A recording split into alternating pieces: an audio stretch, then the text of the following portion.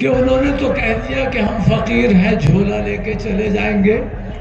लेकिन झोला लेके वो तब जाएंगे जब पूरे देश को एक झोले में कर लेंगे। मैं चाय बेचने वाला, इसे मालूम था कि चाय बेचने वाला देश भी बेचना जानता है। ये 80% के जरिए वो बने हैं प्राइम मिनिस्टर, ये 20% के जरिए प्राइम मिनिस्टर नहीं बने हैं। तो गलती उस 20% की नहीं है, गलती इस 80% की है जिसने कहीं ना कहीं अपने वोट को बेचा और अपने जमीन का सौदा करते हुए उन्हें पावर दे दिया। आ गए वो, क्यों आपको रहम आया? अरे बेचारा चाय बेचने वाला। तो भाई तुम्हारे जमशेदपुर में ठेला पे केला बेचने वाले मर गए थे क्या? अरे यार, अगर चाय ही बेचने वाले को प्राइम मिनिस्टर बनाना था तो किसी पान बेचने वाले को बना दिया होता।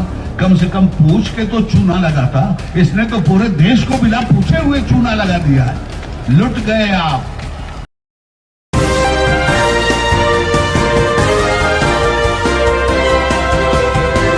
मैं चाय बेचने वाला, इसे मालूम था कि चाय बेचने वाला देश भी बेचना जानता है।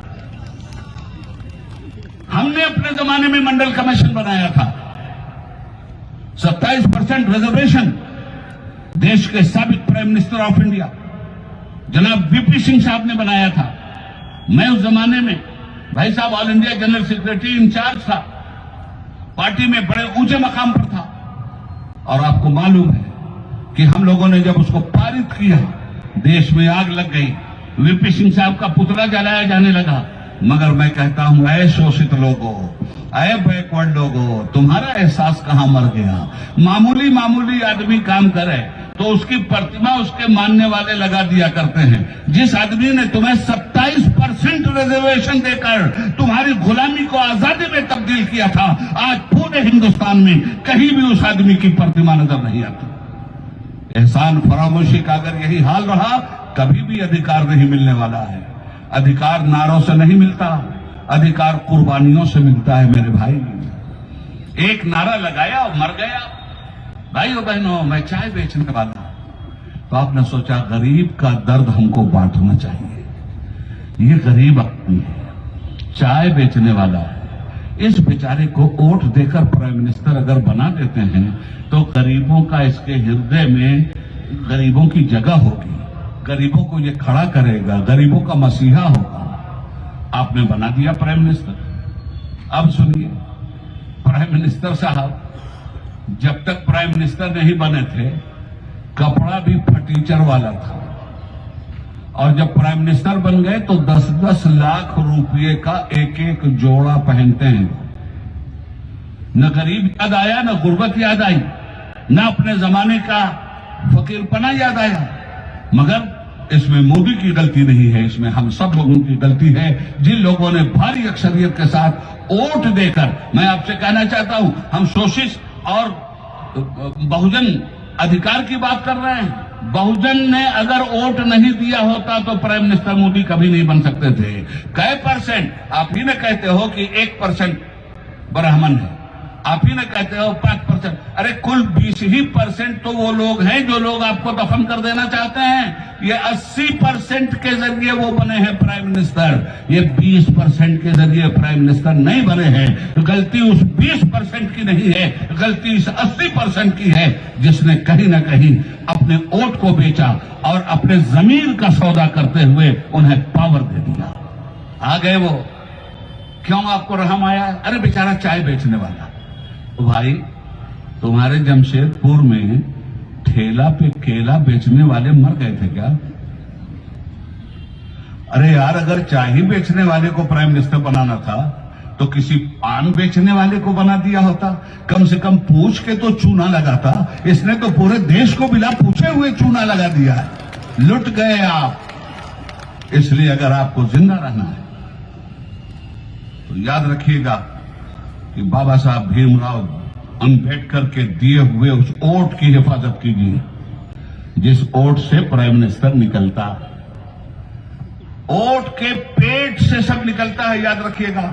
हमारा वोट शराब की बोतल पे, हमारा वोट भैया 10 आदमी है हमारे घर में, 2-2 हजार रुपया दे दो, सारा वोट तुम्हारा। बिक रहा है वोट।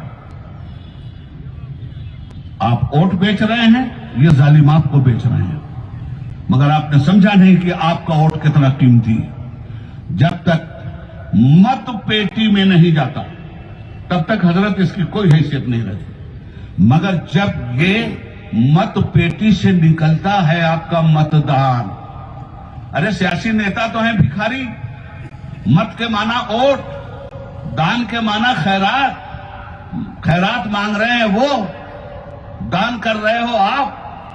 मतदाता वो नहीं है जो वोट आपसे मांगे, मतदाता वो है जो वोट देकर एहसान करे, मगर वोट देने के वक्त जिसको आपने वोट दिया था उसे कपड़ा तक नसीब नहीं था, और आज उसने कुचलने में आपके लिए कोई कमी भी नहीं की। याद रखिएगा, वोट की हिफाजत कीजिए।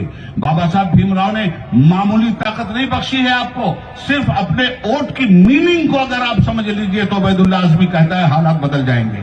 वोट जब तक वोट की पेटी से नहीं निकलता खामोश रहता है, मगर जब वोट की पेटी से निकला तो क्या हुआ,